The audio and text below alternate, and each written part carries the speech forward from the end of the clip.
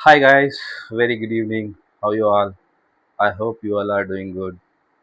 Guys, क्या आपको पता है आज है बहुत ज़्यादा पवित्र दिन।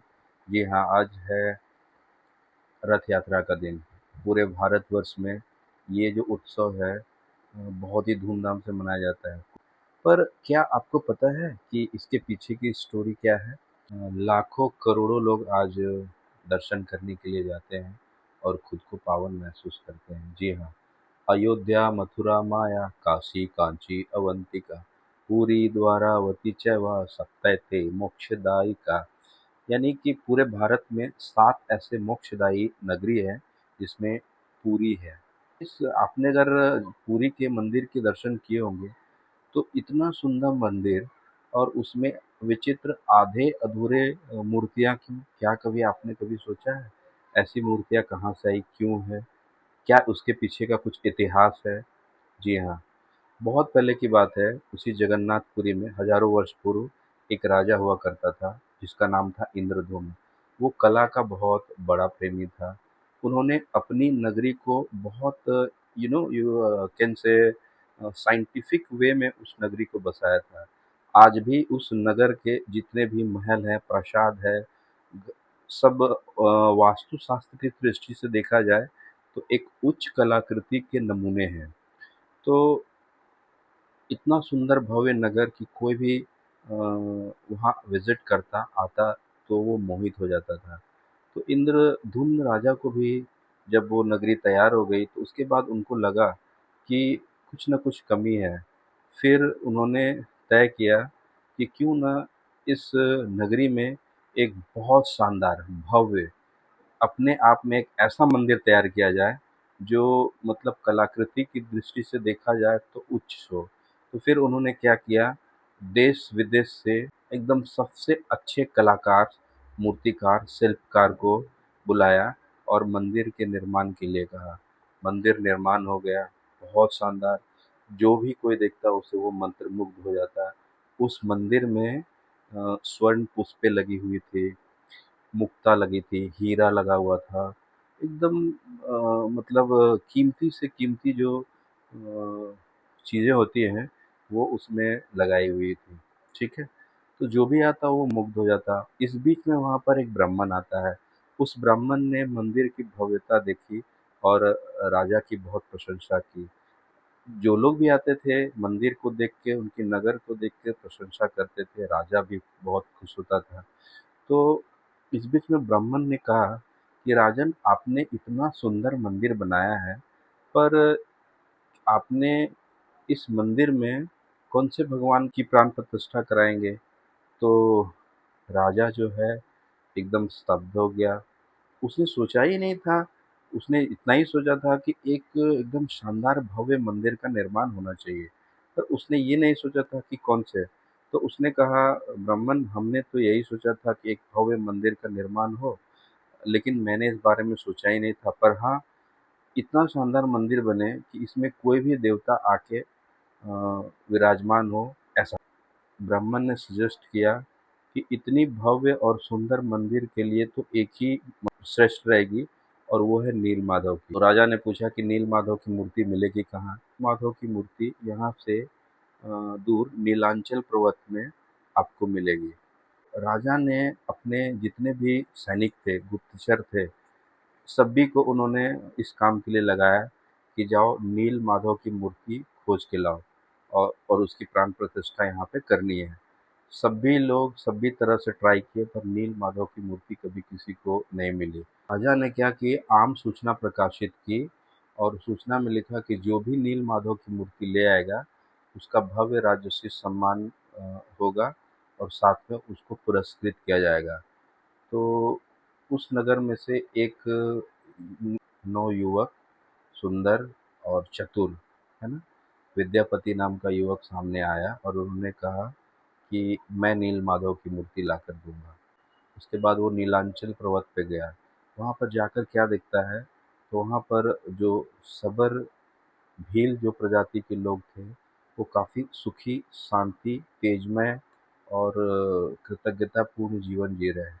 वहाँ की वो सुखी समाधानी जीवन देख के बहुत आश्चर्यचकित होता है और उनसे पूछता है कि भाई यहाँ के वैभव वो कैसे है। तो भील का जो राजा था उसने कहा कि हमारे यहाँ नील माधव की कृपा से ये सभी लोग सुख सुविधा पूर्वक रहते हैं। जिनकी कृपा से यहाँ सुख शांति है उनकी पूजा तो होगी। तो कहा कि वो तो विश्वावसु हमारे जो राजा हैं उनको ही पता है। विद्यापति विश्वावसु के घर गया। विश्वावसु उस समय बाहर गया हुआ था। अ, घर के आंगन में विश्वावसु की एकमात्र इकलौती पुत्री बैठी हुई थी। हालांकि वो सांवली श्याम वर्ण की थी, बट वो सुंदर थी और उसका सौंदर्य उसकी आंखों से टपक रहा था। उसके सौंदर्य को देखकर विद्यापति मुग्ध हो जाता है। उधर विद्यापति को देखकर उनकी नागरिक शिष्टाचार, उनकी वाणी और कौशल को देखकर वो भी मोहित हो जाती है, मंत्रमुग्ध हो जाती है। उनको भी लगता है कि इतना सुंदर, सुशील अगर मेरा जीवन साथी, जीवन संगी हो तो कितना अच्छा हो। सबर कन्या यानी विश्वावसु की पुत्री को ऐसा लगता है कि विद्यापति को इसी नगर में रहना चाहिए। क्यों? क्योंकि पिता के आते ही आगंतुक की प्रशंसा सबर कन्या करने लगती है कि पिताजी ये बहुत समझदार और बहुत भले इंसान हैं। आप इनको अपने साथ रख लीजिए, ये बहुत आपके काम आएंगे। राजा विश्वावसु भी मान गए और उनको वो अपने साथ रख। विद्यापति नौजवान था, उधर सबर कन्या का भी यौवन सौरभ निखर रहा था। दोनों एक दूसरे से आकर्षित हुए। दोनों को ऐसा लगा कि अगर दोनों एक दूसरे के जीवन साथी हो तो क्या बात हो। एक दिन विद्यापति सबर कन्या को पूछता है कि तुम्हारे पिताजी सुबह सुबह नित्य कहाँ जाते हैं। तो उन्होंने कहा कि नहीं, वो नील माधव की पूजा करने के लिए जाते हैं। तो विद्यापति ने कहा कितना अच्छा होता अगर मैं भी नील माधव के दर्शन कर पाता। तो सबर कन्या चौंक जाती है। उन्होंने कहा कि नहीं, ये तो संभव नहीं है, वहाँ पर कोई नहीं जाता। पूरे प्रजा के बिहाफ में सिर्फ हमारे पिताजी ही जाते हैं जो नील माधव की पूजा करते हैं। तो विद्यापति ने कहा इसका मतलब है कि तुम मुझसे सच्चा प्रेम नहीं करती हो। अगर तुम्हें मुझसे सच्चा प्रेम है तो तुम पिताजी को कहो कि वो भी मुझे नील माधव के दर्शन कराए। तब सबर कन्या असमंजस में पड़ जाती है। उन्होंने सोचा अब क्या करे।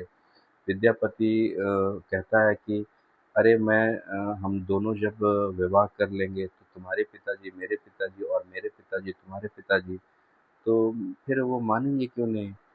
तो कहा अच्छा ठीक है। विश्वावसु शाम को आते हैं। अ, उनकी इच्छा बताया कि विद्यापति भी भगवान माधव के दर्शन करना चाहता है। पर विद्यापति के बारे में बताने के बाद विश्वावसु ने उनको समझाया कि नहीं, नगर के लोग विश्वास के काबिल नहीं होते हैं। वहाँ कोई नहीं जा सकता, ये नहीं हो सकता। पर कन्या ने हट पकड़ ली और उन्होंने जिद की कि नहीं, पिताजी विद्यापति को नील माधव के दर्शन कराइए। विश्वावसु असमंजस में पड़ गया क्योंकि वो एकमात्र पुत्री थी और उसकी माँ भी नहीं थी। तो उसको माँ और पिताजी का प्यार उन्होंने ही दिया था। उन्होंने फिर से समझाने की कोशिश की पर वो नहीं समझी। विश्वावसु उसकी बात मान लेते हैं, पर अनुभवी विश्वावसु ने एक शर्त रख दी। उन्होंने कहा कि विद्यापति जाएगा पर मेरी एक शर्त है, अगर वो उस शर्त को मानने के लिए तैयार है तो मैं उसे ले जाऊंगा। तो फिर विद्यापति को विश्वावसु ने कहा कि मैं तुम्हें नील माधव के दर्शन कराने ले जाऊंगा, बट मैं तुम्हारी आंखों में पट्टी बांध लूंगा और वहां पहुंचने के बाद ही तुम्हारे आंखों की पट्टी खोल ली जाएगी, फिर तुम दर्शन कर लेना। तो विद्यापति ने हामी भर दी, कहा कि हाँ, मुझे तो सिर्फ नील माधव के दर्शन करने हैं, मुझे और क्या करना है। अगली सुबह वो विद्यापति की आंखों में पट्टी बांधकर उनको ले जाते हैं। पर विद्यापति था बहुत चतुर और गुप्तचर। उसने क्या किया, अपनी जेब में सरसों भर ली और पूरे रास्ते वो सरसों गिराता हुआ वो गया। अब जब वो गुफा के अंदर गए तो वहाँ पर विश्वावसु ने विद्यापति की आंखों की पट्टी खोल दी। जैसे ही आंखों की पट्टी खोली, विश्वावसु किम कर्तव्य विमूढ़ अवाक सा रह गया, क्योंकि वो जो नील माधव की मूर्ति थी, ऐसा था जैसे 100 सूरज के चमक से चुंधिया जाए ऐसी एकदम देदीप्यमान, अद्भुत। उसकी आंखें फटी की फटी रह गई, मुंह उसका बंदी नहीं हुआ।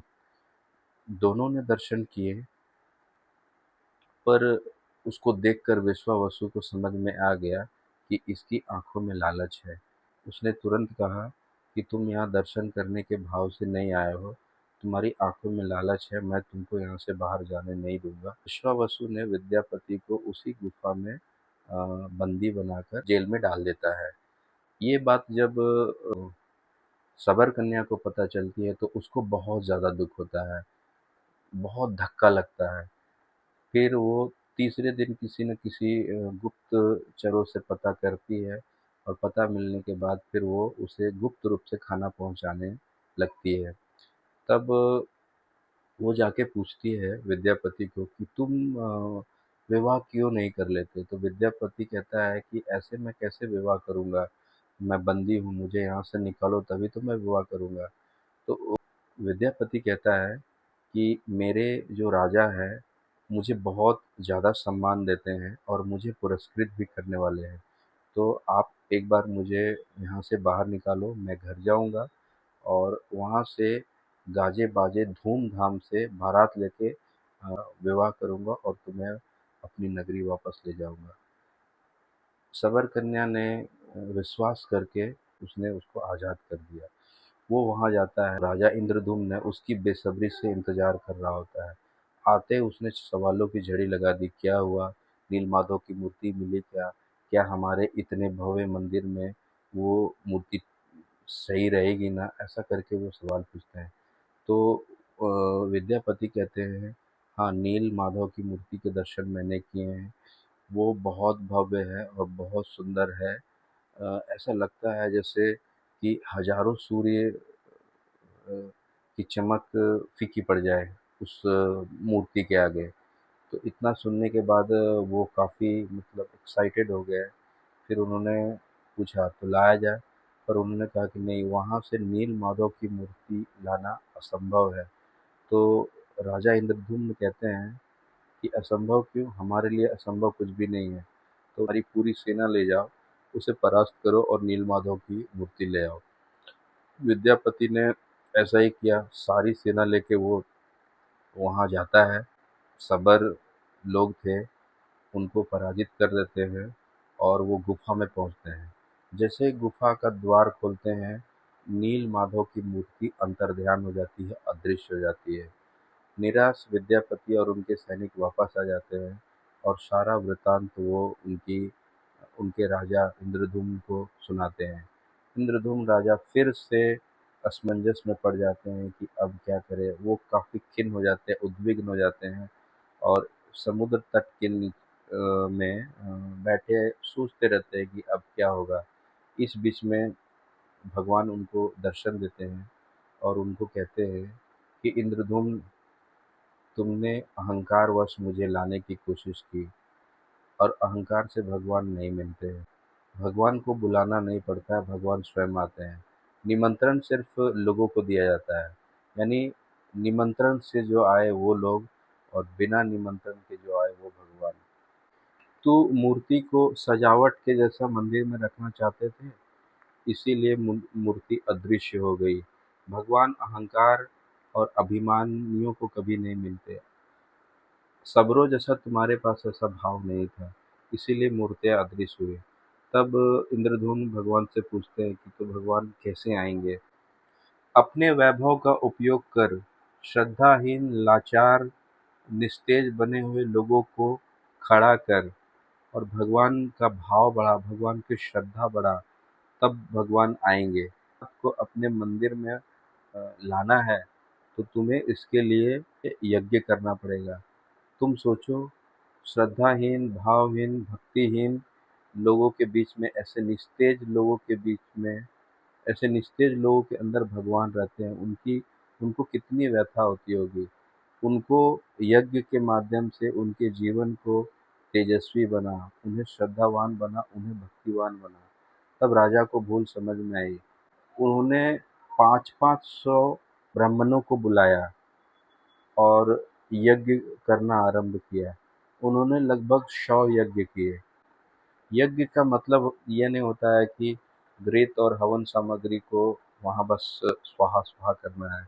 यज्ञ का मतलब यज्ञ यज धातु से बना है। यज देव पूजा संगतिकरण मैत्रीकरण, यानी कि यज्ञ में देव पूजा होती है, मैत्रीकरण होता है और संगतिकरण होता है। ऐसे एक मुख्य ब्रह्मा स्वरूप ब्राह्मण होता है और 200 ब्राह्मण होते हैं। वो नित्य 3 बजे सुबह प्रातः उठकर नित्य क्रिया से निवृत्त होने के बाद यज्ञ करते थे और यज्ञ के बाद वो लोगों से जाके मिलते थे। इस बीच में उनकी शाम हो जाती थी।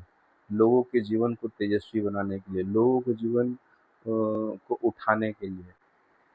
प्रचंड कर्मयोग करने वाले इंद्रद्युम्न राजा को ये लालच नहीं हुआ कि वो भगवान को फिर से बुलाए, क्योंकि विश्वास था कि भगवान बिना बुलाए आएंगे।